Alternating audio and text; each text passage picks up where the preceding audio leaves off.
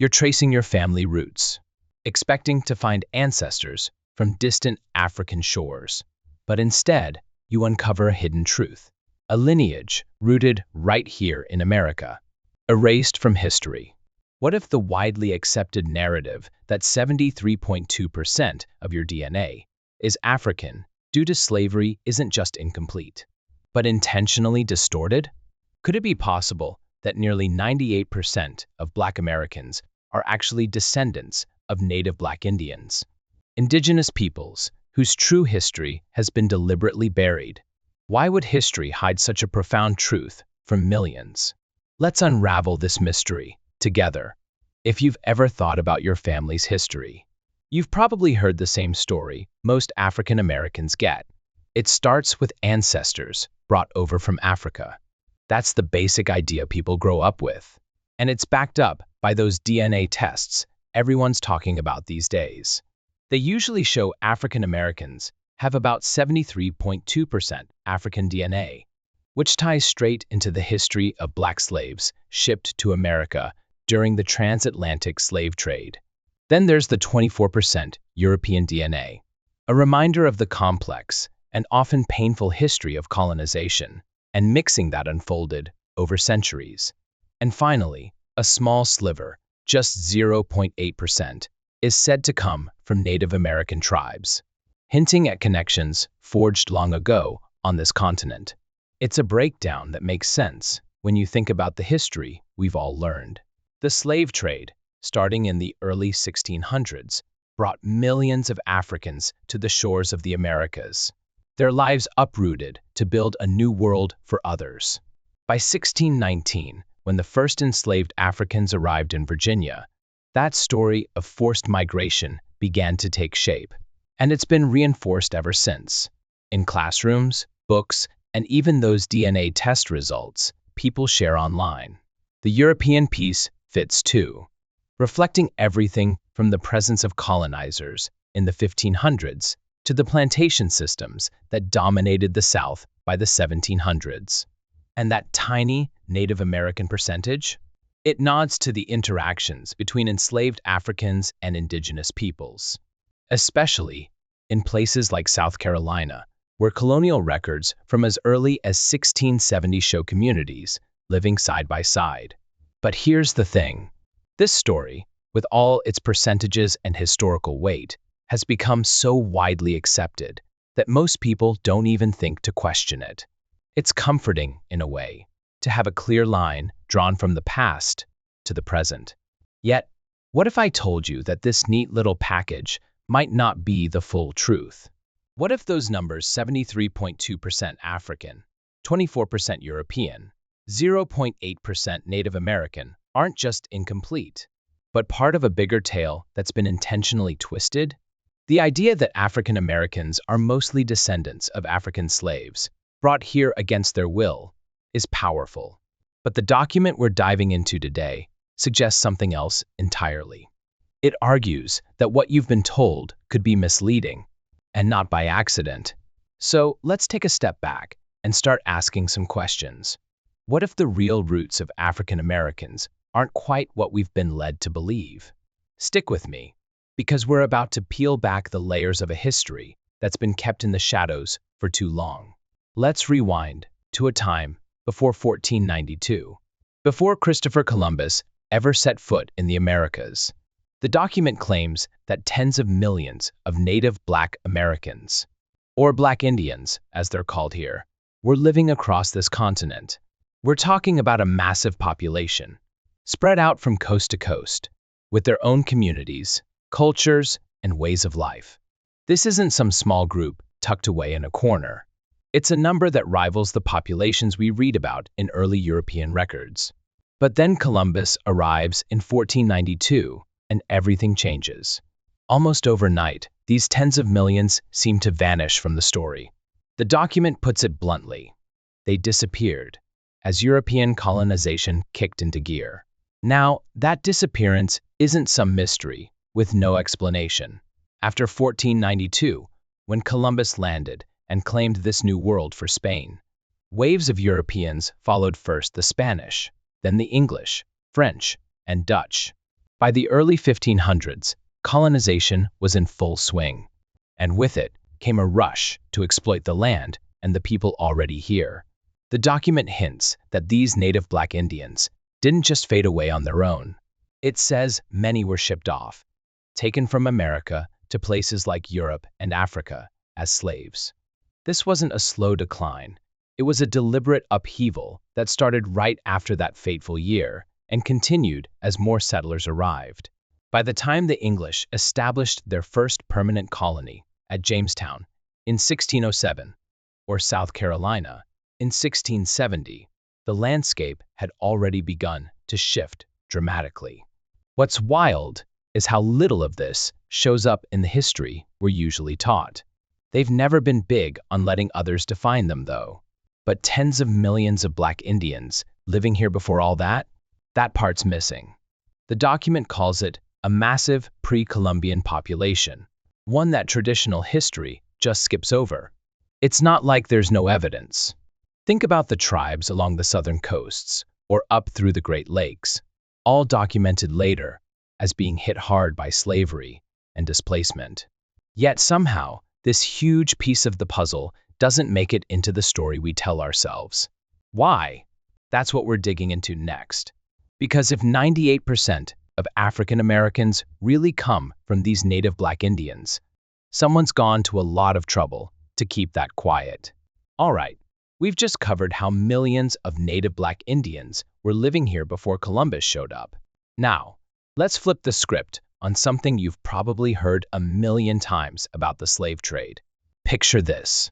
Instead of Africans being shipped to America in huge numbers right off the bat, it's the people already here, Black Indians, getting taken away first. They're sent off to Europe, places like Spain, and even Africa, traded for stuff like gold or whatever else those regions had to offer. Then, years later, they're brought back to America, but now they're called African slaves.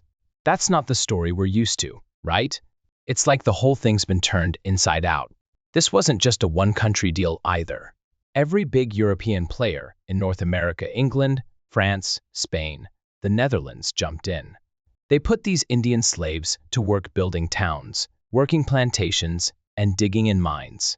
It was a full-on system. Here's where it gets real. Back in South Carolina, which kicked off as an English colony, in 1670, they kept track of this. Between 1650 and 1730, the English shipped out at least 50,000 Indians to their Caribbean spots, like Barbados or Jamaica. That's no small number. It's straight from the records they left behind. It doesn't stop there. From 1670 to 1717 more, Indians were leaving America than Africans were coming in. That's 47 years of the trade flowing outward, not inward like you'd expect. And a lot of it was hush-hush. They hid these shipments to skip out on taxes and tariffs, keeping the cash for themselves. But that sneakiness came at a price. Tribes along the southern coasts, think South Carolina, Georgia, places like that got crushed. Slavery wiped out more of them than disease or war ever did. That's the raw truth of what happened between 1650 and 1730. So, imagine this. 50,000 people shipped out, more exports than imports for decades, all starting as early as 1670. It's a totally different take on the slave trade, one you won't find in the usual history rundown. Makes you wonder why it's not the story we all know. Hang tight, because next, we're diving into how the colonial powers kept this game going. So, we've seen how native Black Indians were shipped off and mislabeled, but it didn't stop there. The colonial powers, England, France, Spain, kept finding ways to use these people in their big power plays. One move they pulled was in 1704, when a law got passed in the colonies forcing Indian slaves to fight in wars. This was way before the American Revolution kicked off in 1775. So we're talking early 1700s, with these folks dragged into battles they didn't start. It was all about control, and it messed with their lives even more. Things were already shaky for Indian communities across the land. Up in the Northeast, The fur trade was a huge deal by the late 1600s, pulling tribes into deals with the French and English that tore apart their normal way of living. Down south, the English had their plantation system rolling hard by the 1670s, especially in places like South Carolina, where they'd been since 1670. That meant more land grabbed and more people forced to work it. Over in Florida, the Spanish had their mission system going strong from the 1500s, trying to convert Indians and keep them under their thumb. All of this fur trade, plantations, missions hit these communities from every angle, leaving them scattered. It gets messier. Some Indians from the north, pushed out by that fur trade up around the Great Lakes, started heading south by the early 1700s. When they got there, plantation owners saw a chance. They armed these displaced folks and sent them after slaves, hiding out in Spanish mission towns in Florida. This was happening while the English and Spanish were butting heads, especially around the 1700s, turning these Indians into tools in a bigger fight. Meanwhile, the British were making their own moves in Georgia. They teamed up with the Chickasaw, a tribe stuck between enemies in the lower Mississippi Valley. The Chickasaw started raiding other tribes hard, capturing people and selling them to the English. This was around the early 1700s too. And it wasn't just for profit, it cut down Indian numbers and kept the French from arming them. The English even thought this was a slick way to civilize them, better than what the French were doing with their missionaries since the 1600s. Then, fast forward to the late 1700s, and something else starts happening. With the African slave trade picking up, after the Indian slave trade slowed down, Native American women began marrying imported Africans. This was especially true in places like Virginia, where colonies were booming by the 1750s. Their kids were mixed race, and over time, that native identity started fading. By the 1800s, records weren't calling them Indian anymore.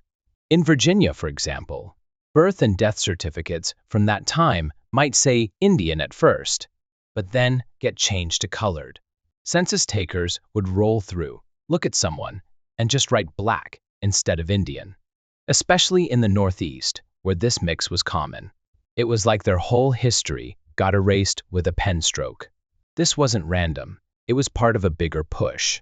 The Indian slave trade stretched from New Mexico, under Spanish control since the 1500s, all the way up to the Great Lakes by the 1700s. Every tribe in that huge area got tangled up, either as captives or traders. Back in 1704, that law conscripting Indian slaves for war was just one piece of it. The British, French, and Spanish played these groups against each other, even cutting deals like freeing some slaves for peace or alliances. The Chickasaw raids in the Mississippi Valley, the armed northern Indians hunting in Florida, all of it was about power and clearing the way for settlers. By the late 1700s, with intermarriage and record changes, those native black Indian roots were buried deep, lost to labels like colored or black. Next up, we'll see how far this went and what it left behind. Let's go back to 1636, when the Pequot War broke out in what's now Connecticut. A brutal clash where English settlers and their allies massacred around 300 Pequots, selling the survivors into slavery and shipping them off to Bermuda. That's happening way before the African slave trade we usually hear about really takes off, showing just how early this was going down. Then you've got the ports, the places where this trade really started moving, like Boston and Salem up in Massachusetts, which were bustling English hubs by the 1600s, loading Indian slaves onto ships and sending them out across the sea. Down south, Mobile and New Orleans, under French control, starting in the late 1600s, were doing the same thing, while the English shipped their captives to Barbados, an outpost they'd claimed back in 1627, and the French sent theirs to Martinique and Guadeloupe, islands they'd taken by the 1630s. The Dutch were in on it too, moving Indians to the Antilles as part of their trade network that kicked off around the same time. turning these ports into major pipelines, pumping people out of America. Some of those slaves ended up in the Bahamas first, a place they called the breaking grounds, starting in the 1600s, where they'd toughen up captives before shipping them on to places like New York, which the English took over in 1664, or Antigua, another English base, by the late 1600s. The problem was, these Indian slaves weren't exactly what the Europeans hoped for, since they'd escape pretty easily if they weren't sent far from home, slipping back to nearby Indian communities. Or they'd die on those long voyages across the Atlantic, often from rough conditions or European diseases like smallpox that had been hitting tribes since the 1500s.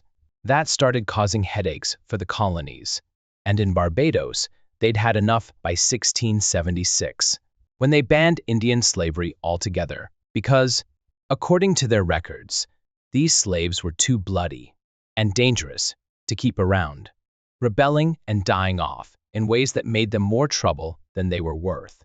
It's easy to see why they'd switch to African slaves after that, a shift that really picked up by the late 1670s. But before then, this Indian slave trade was massive, stretching from New Mexico, under Spanish rule since the 1500s, all the way up to the Great Lakes, where French traders were active by the 1600s, pulling every tribe in that huge area into the mess as either captives or traders. This wasn't just some small side operation either, because you've got the Pequot War in 1636, kicking it off with survivors hauled to Bermuda. Ports like Boston, Salem, Mobile, and New Orleans, shipping people out to Martinique, Guadeloupe, and the Antilles, and places like the Bahamas bouncing them to New York or Antigua, all while Barbados calls it quits in 1676. It's a trade that spanned centuries, from the 1500s to the 1700s, touching every tribe from New Mexico to the Great Lakes. And that's the kind of history that's been sitting there in old records, waiting for us to connect the dots. Stick around, because next we'll tie this into what's happening today. Now that we've dug into the past, think about this. The native black Indians we've been talking about, the ones who got shipped off and mislabeled, might actually be the same people as modern black Americans, tied together through history, like the freedmen of the Cherokee and other tribes listed on the Dawes Roll cards, which were set up by the U.S. in the late 1800s to track tribal members. That connection's been sitting there, hidden in plain sight, but it started bubbling up big time just a few years ago. In early September 2015, something huge went down when 645 Native American tribes won a massive settlement against the U.S. Department of Justice, walking away with $940 million after a long fight over mismanaged funds and broken promises. That's not pocket change, it's a historic payout, one that got people talking about what else might be owed. The U.S. government, though, wasn't thrilled about this, because they were worried Black Americans might catch on to their native heritage, start digging into their roots, and demand reparations or even land that was taken way back when. It's not hard to see why that'd keep them up at night. With billions potentially on the line and a whole history they'd rather keep quiet. To head that off, they pulled a sneaky move, quietly setting a deadline of December 31, 2014, for anyone to make identity or land claims tied to this heritage, hoping most people wouldn't even notice until it was too late. That date came and went, but it didn't stop everything, because thousands of Native Indians and folks tied to them kept pushing forward with lawsuits, taking their cases to the U.S. Supreme Court and even the United Nations courts, where they're still winning settlements today, years after that cutoff. It's wild to think how close this all is. 2014 and 2015 aren't ancient history. They're moments that could have changed the game if more people had known what was up. This isn't some old tale that's done and dusted either, because it ties right back to those Dawes Roll cards from the 1890s, where the U.S. documented freedmen of the Cherokee, and the other 5 civilized tribes. People whose native roots got tangled up with Black identities over time. That $940 million payout to 645 tribes in September 2015 was a crack in the wall. And the government's fear of reparations claim shows they know there's more to the story stuff they tried to lock down with that secret. December 31, 2014 deadline. Even now, with lawsuits hitting courts from Washington to the it's clear this cover-up didn't fully work, and the truth's still fighting its way out. Hang on, because next we'll look at what scholars say about where it all started. Some scholars are out here flipping the whole story of American history, saying Africans were in the Americas way before Columbus. And they've got some wild evidence to back it up. Take Dr. David Imhotep, a historian who spent years digging into ancient roots, arguing that every human on the planet, including Americans, can trace their origins back to Africa. Not just in some distant way, but with a real presence here, long before the history books usually kick off. He's saying what we've been taught, starting with cowboys and Indians, or Columbus, in 1492, misses a massive chapter, one where Africans were already shaping the Americas way earlier than anyone talks about.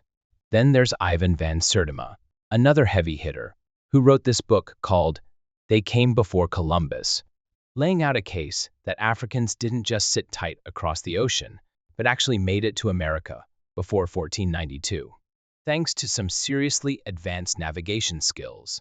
He points to the Mali Empire in 1310, when they launched a fleet of 200 master boats and 200 supply boats, 400 vessels, total setting out from West Africa under a ruler bold enough to cross the Atlantic. Just a year later, in 1311, the Mandingo king led another sea expedition, showing this wasn't a one-off but a deliberate push to explore, leaving traces that Van Sertima says we can still find today if we look hard enough. What kind of traces? Well, he's talking about cultural parallels that pop up when you compare Native American and African art, like carvings or patterns that feel way too similar to be coincidence, or languages and religious practices that echo each other across continents.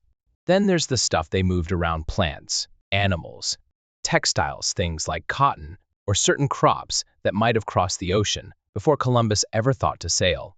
He even digs into old explorer diaries, journals, and oral stories from the 1400s and earlier, where people mention seeing Africans in the New World, hinting at a presence that predates the usual timeline by a long shot. Dr. Imhotep doubles down on this in his own book. The first Americans were Africans, piling on evidence like genetic studies that show ancient African DNA in the Americas. Artifacts dug up in both North and South America that match African styles from way back, and geological clues pointing to contact before the Vikings ever hit Newfoundland around 1000 AD, or Columbus landed in 1492. One piece that really stands out is this photograph from the HMS Challenger expedition, which ran from 1872 to 1876, snapping pictures all over the world, including one you can see today at the Natural Museum of London, showing African explorers decked out in bright colors down in Tierra del Fuego, the southern tip of South America.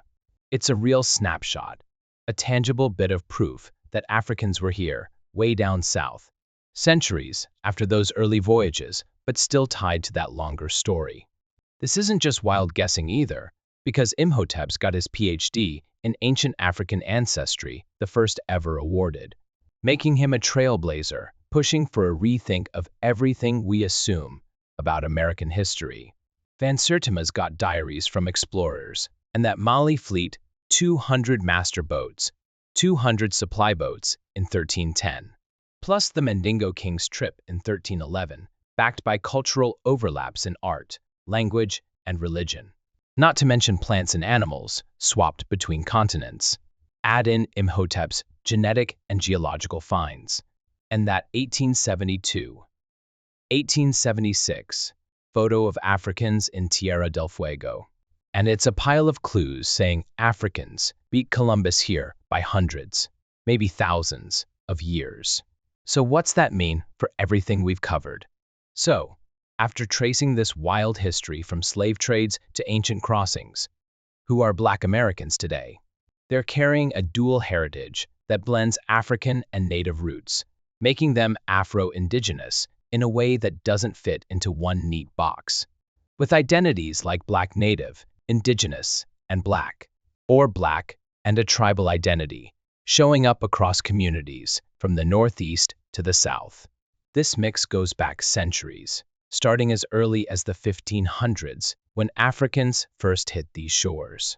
Like those possible Mali explorers in 1310 with their 200 master boats and 200 supply boats, or by the 1619 arrival of enslaved Africans in Virginia, where they began meeting and mingling with native tribes already here.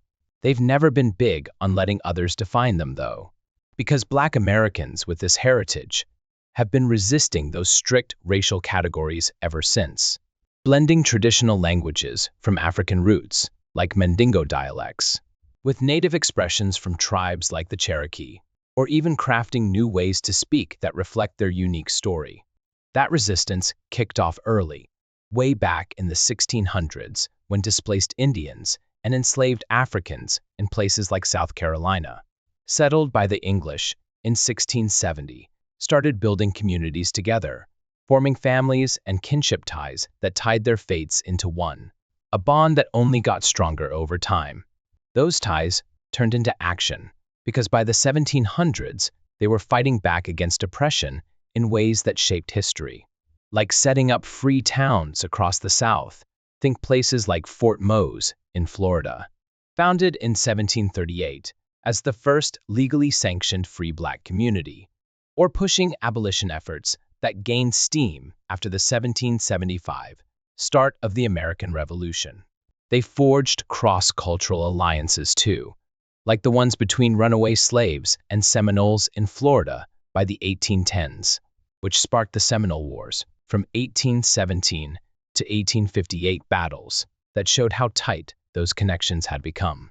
Then there's the kinship ties with the Cherokee and other 5 civilized tribes, documented on the Dawes Roll cards in the 1890s, where over 4,000 freedmen were listed as part of tribal rolls.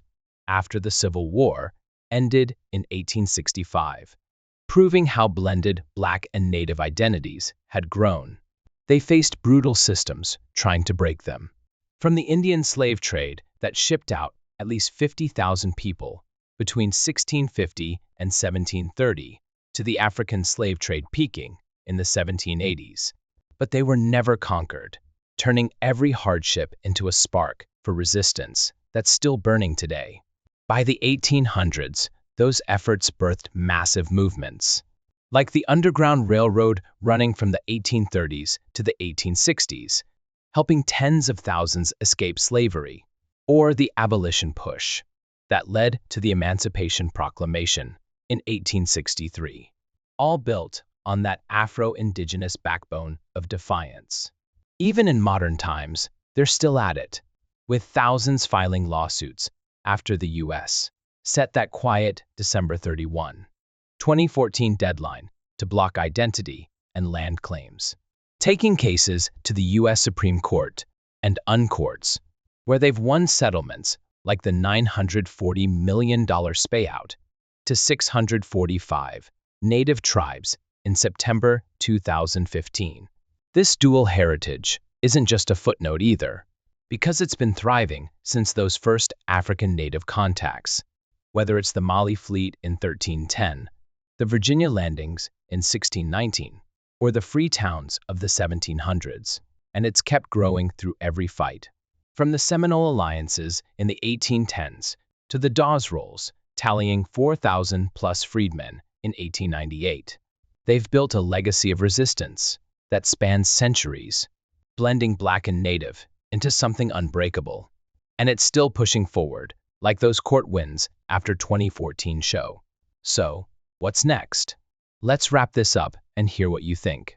Black Americans today carry a dual heritage, Afro-Indigenous, blending African roots from as far back as the 1310 Mali fleet, with native legacies that stood strong before Columbus hit in 1492. A story twisted by the 1600s slave trade, shipping out 50,000 Indians, fought through resistance like Fort Mose in 1738, and still kicking with those 2015 settlements worth $940 million. So, what's your take on this hidden history? Drop it in the comments.